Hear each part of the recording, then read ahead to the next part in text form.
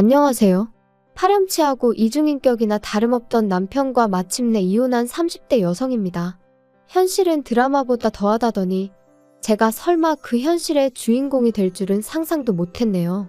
어디서부터 이야기를 꺼내야 하나 싶은데 사실 얼마 전까지도 친정어머니를 제외하곤 그 누구에게도 제가 겪은 일을 속 시원히 털어놓지 못했는데 그건 결국 네가 멍청해서 당한 거라는 사람들의 조롱이 두렵기도 했고 제 스스로 그 사실을 인정하기까지가 쉬운 일은 아니었거든요.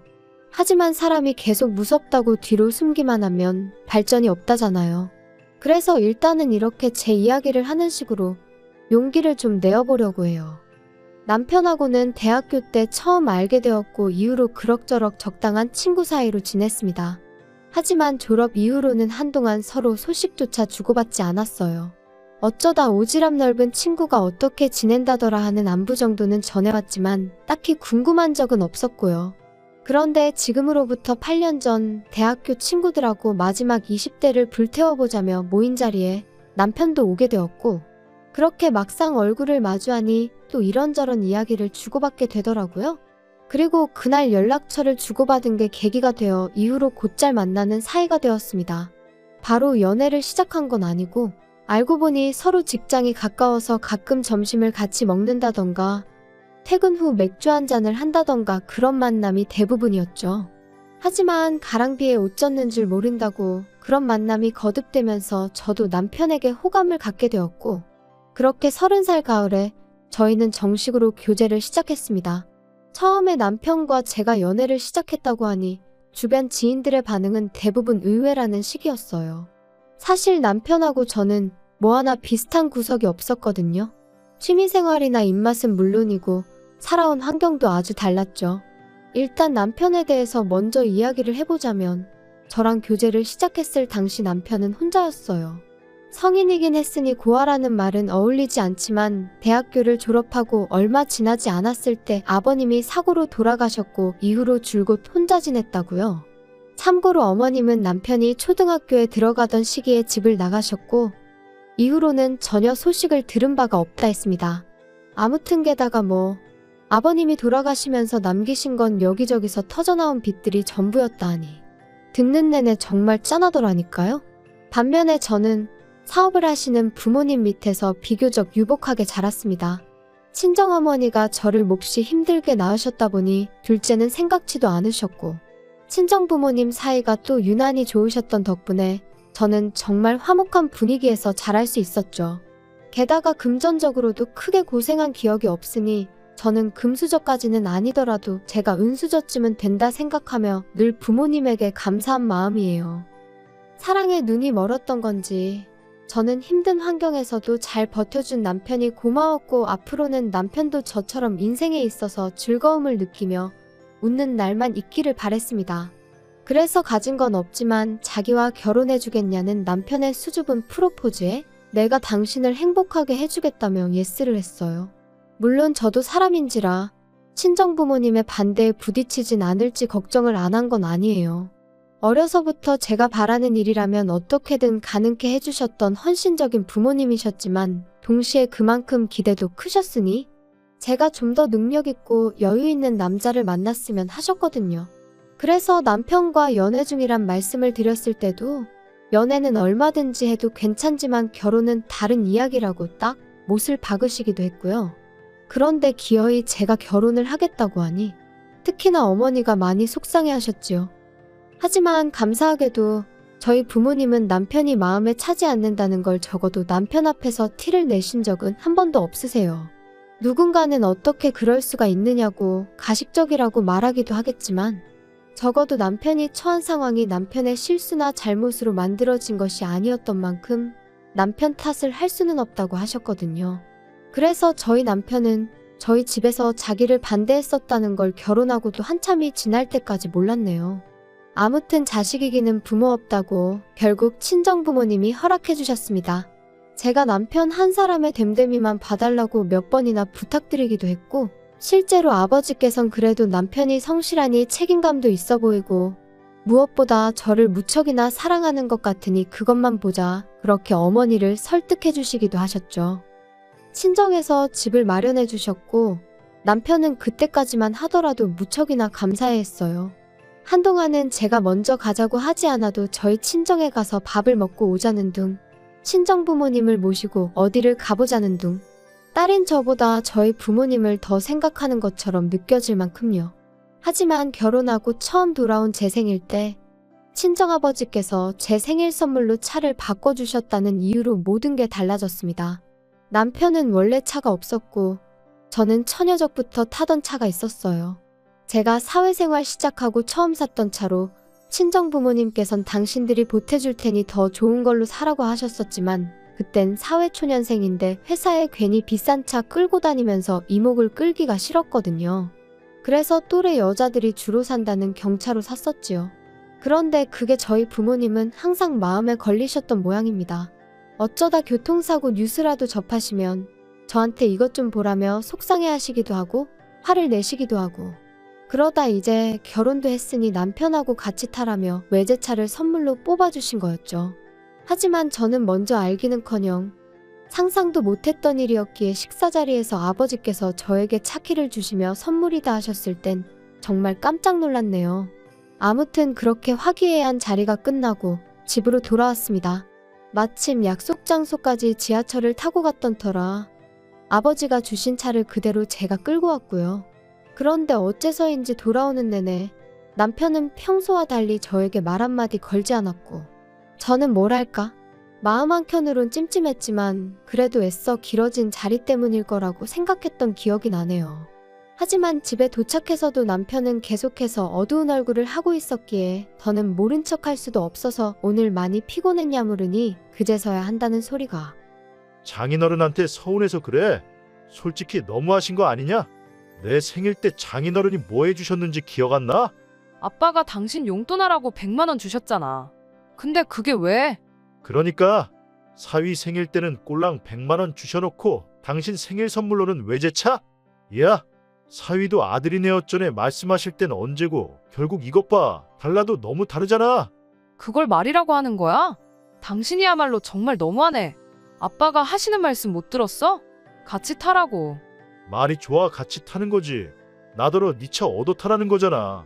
정말 같이 타라고 사주신 거였음 사위 생일 때 주셨으면 얼마나 좋냐? 거봐 할 말 없지? 아무튼 됐다 됐어. 치사하고 더러워서 안 탄다 안 타. 그리고 이 일로 저는 남편에게 너무나 크게 실망을 했어요. 그동안 저희 부모님이 남편에게 표현하신 마음, 들이신 정성은 안중에도 없이 그 차 한 대로 모든 걸 판단하고 결정하는 그 치졸한 모습에 정말 이렇게 순식간에 사람이 싫어질 수 있나 싶을 정도로 말이죠. 그래서 이후로는 중간에서 적당한 이유와 핑계를 대가며 친정과의 교류를 줄여갔습니다. 정확히 말하자면 남편이 저희 친정 부모님과 만날 일을 줄여나갔죠. 그런데 솔직히 말하자면 저는 달라진 상황에 남편이 좀 당황해하진 않을지, 혹시 자기가 했던 말과 행동을 후회하진 않을지, 그래서 저에게 미안하다고 한다면 한 번쯤은 봐줘야지 하는 마음도 있었거든요. 하지만 웬걸요, 남편도 보란듯이 저희 부모님한테 연락도 안 하고 한 번을 만나러 가자 소리도 전혀 안 하는 거예요. 제가 막말로 대리해도 뭐 그런 걸 바란 것도 아니었지만 원래 잘하던 사람이 그 한 번의 다툼 이후로 완전히 전에 없이 행동하니까 이게 내가 믿고 결혼한 남편이란 사람의 민낯인가 싶은 게 슬프고 속상하고 동시에 화도 나대요. 그러다 정말로 일이 터진 건 이후로 1년쯤 지났던 재작년 여름이었습니다. 언젠가부터 친정아버지가 자꾸 소화가 안 된다셔서 병원에 모시고 가니 그 결과는 충격적이었어요. 위암이셨거든요. 그리고 정말 화가 났던 건 바로 1년 전에도 내시경을 하셨었는데 그때 병원 측 실수로 아버지한테 잘못된 결과를 통보했었다는 거죠. 병원에서는 미안하게 되었다며 최선을 다해서 돕겠다 했지만 이미 손 쓸 새도 없이 상태가 나빠진 상황에서 그런 말이 무슨 위로가 되었겠어요? 아무튼 그런 거 저런 거 따지고 있을 시간이 없었습니다. 친정아버지는 바로 병원에 입원을 하셨고 그때부턴 모든 상황이 정신없이 흘러갔으니까요. 간병인을 쓰긴 했지만 그래도 대부분의 병간호는 친정어머니가 도맡아 하셨어요. 저는 회사를 관두고 아버지 사업을 살피기 시작했고요. 그리고 남편에게는 다른 건 바라지도 않는다고 제발 적어도 당신 먹은 거 설거지는 해놓고 집만 좀 깨끗이 써달라 했죠. 살림을 부탁한 것도 아니고 적어도 어지르지만 말아달라고요. 그리고 한 달에 한 번만이라도 비록 우리 사이가 예전 같지는 않지만 그래도 아버지 면회는 와달라고 했는데 결론부터 이야기하자면 제가 부탁한 건 하나도 들어주지 않았습니다. 남편은 그 당시 회사에서 해고를 당하고 집에만 있었으니 돈 버느라 바쁘고 뭐 그런 것도 아니었는데 말이에요. 참고로 한 번은 제가 정말 너무한 거 아니냐고 따지니 저희 아버지가 자기 감기 걸렸을 때 전화 한 번 하신 적 있냐면서 적반하장으로 나오는데 기도 안 차대요. 게다가 말이 나왔으니 말이지만 언젠가는 저희 친정어머니가 아버지 병간호를 하시다가 넘어지셔서 일주일 정도 입원을 하셨거든요. 그래서 그때도 제가 두 분 다 병원에 계시니 한 번은 얼굴을 비추라 했는데 시부모님이 자기한테 먼저 전화를 한 번 주실 수 있는 거 아니냐는 둥, 사위가 간다고 무슨 도움이 되겠냐는 둥. 그때는 정말이지 이따위로 할 거면 그냥 이혼하자 하고 싶은 걸 꾸역꾸역 참느라 죽는 줄 알았네요. 한편 1년여간의 투병 끝에 아버지는 세상을 떠나셨습니다. 사람들은 사위인 남편이 상주 노릇을 해야 하는 거 아니냐 했지만 저는 제가 하겠다고 했지요. 그리고 제가 이런 말 하는 게 어떻게 들릴지는 몰라도 남편도 말이라도 자기가 하겠다 그러지도 않았어요. 완전히 무슨 남의 동네 불구경하듯 하는데 오죽하면 친정어머니와 이모님들도 사람이 어쩜 저럴 수가 있냐며 혀를 내두르실 정도였다니까요. 그런데 남편의 황당한 짓거리는 여기서 끝이 아니었습니다. 장례는 끝났지만 저도 친정어머니도 쉽게 나아지지 않는 상황이었어요. 특히나 친정어머니는 계속해서 당신이 조금만 더 아버지의 건강을 유심히 챙겼다면 이렇게 떠나시는 일은 없었을 거라며 자책을 하셨는데 저는 그런 어머니를 위로하면서 동시에 계속해서 아버지가 하시던 사업을 이끌어 나가야 했기에 안팎으로 정신이 하나도 없었죠. 그리고 남편은 그때까지도 이따금씩 지인의 사무실에 나가서 자기 용돈이나 벌어오는 수준이었던 데다가 그나마 그것도 하는 일이라며 집안일에는 요만큼도 관심이 없었으니 저로서는 정말 어디 하나 마음 기댈 곳 없이 힘겨운 하루하루를 이어가야만 했습니다. 그런데 그러던 어느 날 남편이 저에게 소개할 사람이 있다고 하더라고요. 그리고 저는 순간이지만 이 와중에 어디서 혹시 애까지 낳았나 싶은 게 정말 말 그대로 가슴이 철렁했네요. 그런데 그렇게 소개받게 된 사람은 다름 아닌 나이가 지긋하신 저희 친정어머니와 비슷한 또래로 보이는 여사님이셨죠. 그리고 그 여사님이 남편의 어머니, 그러니까 낳아주신 친어머니라는 사실을 알기까진 오랜 시간이 걸리지 않았습니다. 두 사람이 나란히 앉아있는데 부리부리한 눈이며 얇은 입술까지 무슨 복사기로 찍어낸 듯 꼭 닮아 있었으니까요. 아무튼 상황 자체가 어이가 없었던 게 솔직한 제 심정이었어요.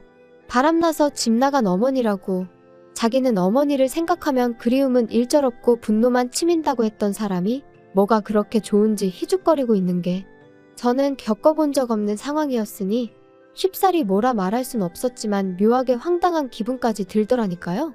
게다가 어머님이란 분은 처음부터 저에게 반말로 네가 내 아들 마누라냐 내 며느리냐 해가시며 눈물을 다 보이셨는데 제가 심보가 꼬인 건지 어쩐 건지는 몰라도 어째서 제 눈엔 그저 쥐어짜내시는 걸로밖에 안 보이더라고요.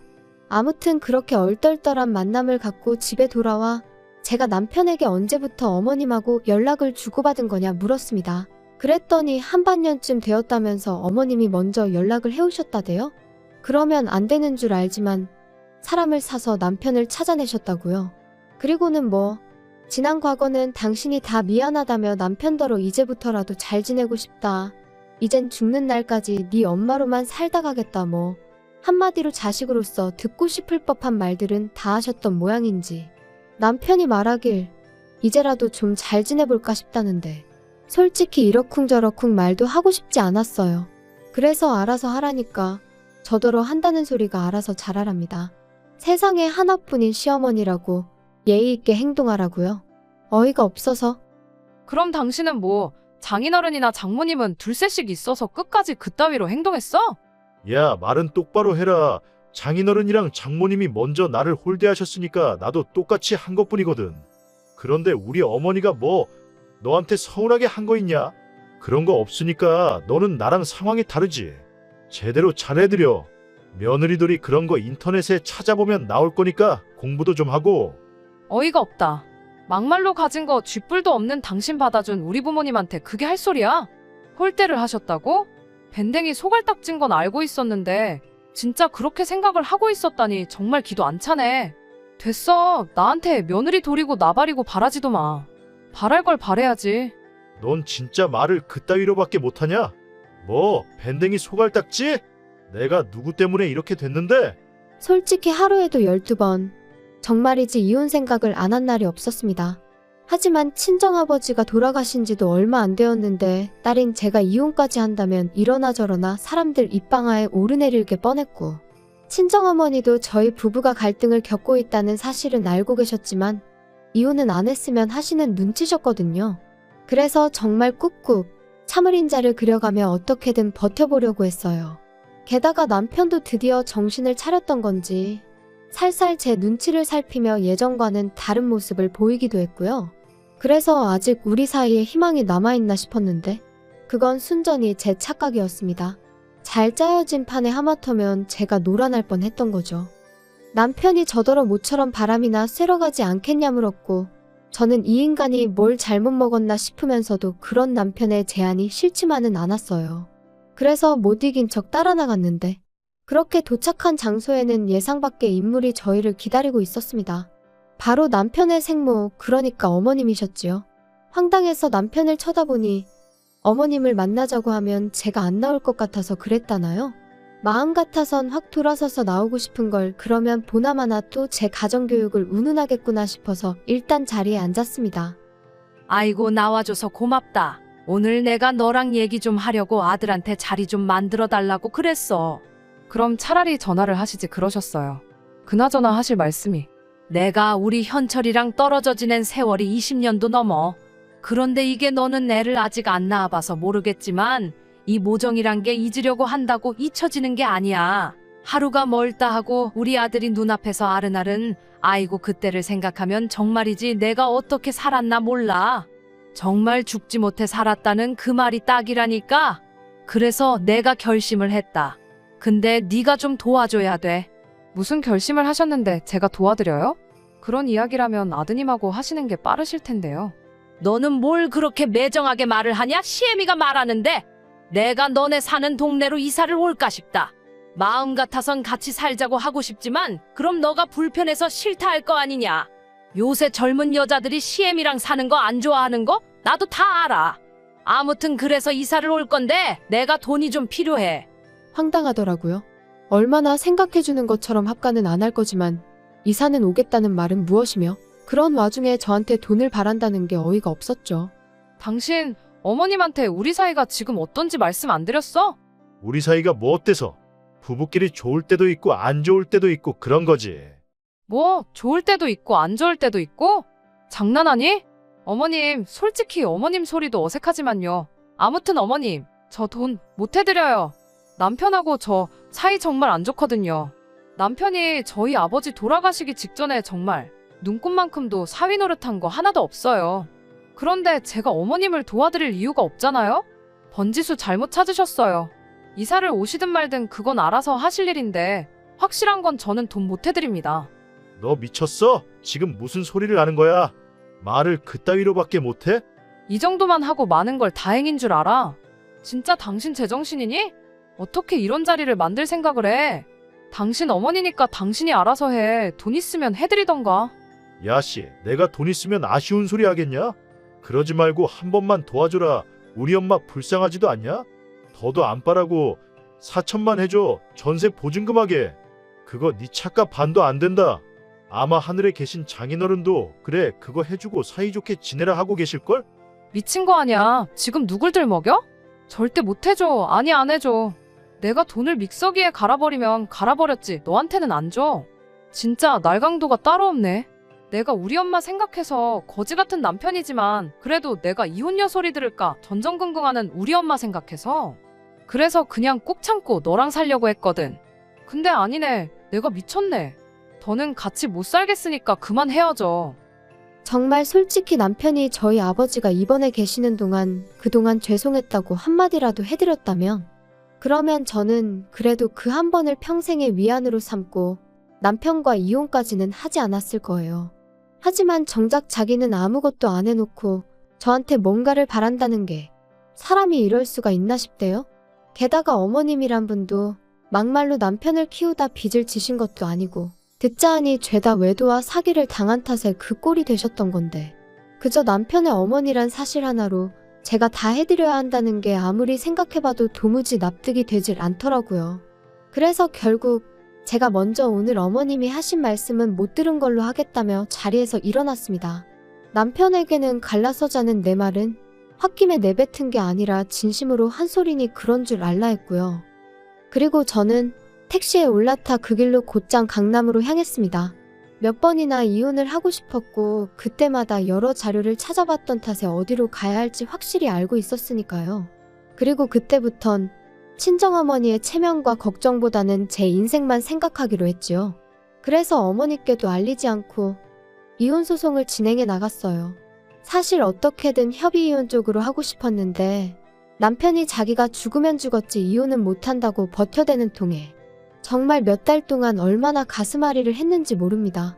아무튼 지리했던 싸움의 결과는 당연히 제가 이겼지요. 남편은 빈몸으로 제 집에서 나갔고 어쩌다 저랑 이혼하게 된 건지는 이제 곧 친구들도 알게 될 거예요.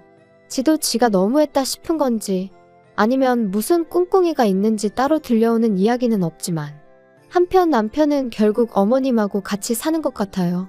근데 꿈에도 그리워하던 아들이 개털인 걸 아시면 그래도 어머님이 좋다고 남편하고 살고 싶어 하실까 궁금하긴 하네요.